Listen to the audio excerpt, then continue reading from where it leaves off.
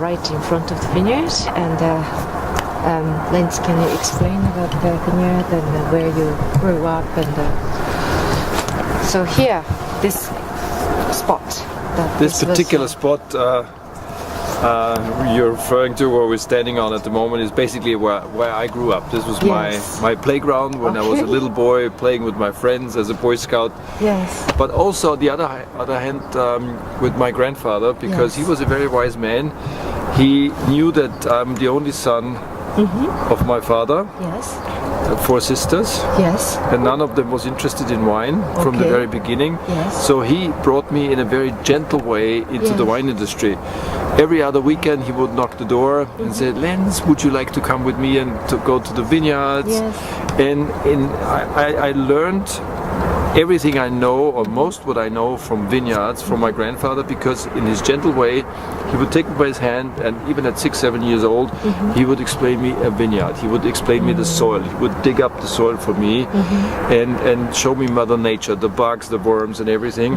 And that's why I'm so happy to be here today again with you, because this reminds me where I come from. Yes. This is my roots, and that's where I always come back, because we grew up on the countryside. My ancestors were all farmers, wine farmers in particular, but we also had a full farm from both sides of my family, with pigs and beef and chicken and pigeons and whatever you can think of. Yes. We had, and so I grew up with Mother Nature around me, but the vineyards obviously were always the centerpiece because of my grandfather.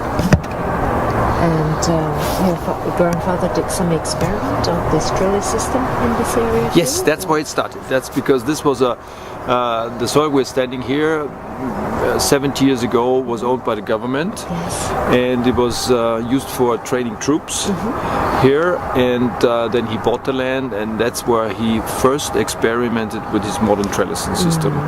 And it's a hill which is called Pig's Hill. Yes. It's about 311 meters high above sea level, and people would always park their cars down there and would go up through the clay terraces up here by foot, and then he would stand on a lorry or something with a megaphone, and then he would preach, and it was every Sunday, every Saturday was the same thing.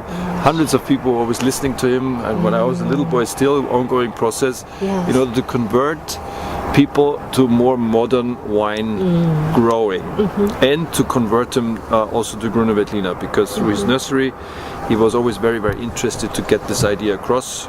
Being very simple and very focused, he taught people a lot, and I'm able to stand here and build on his shoulders, I would say.